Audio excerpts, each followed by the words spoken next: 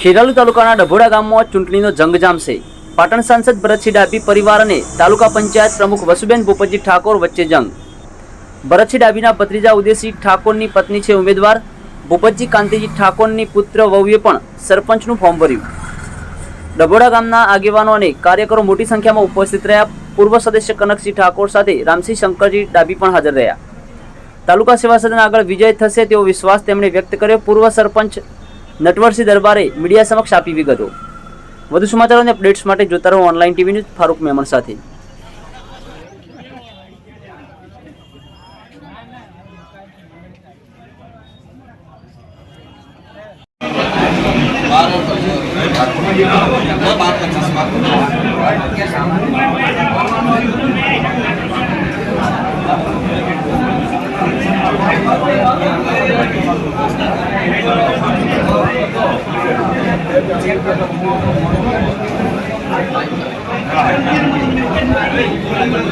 ગામ છે, રહેવાસી ગામ છે.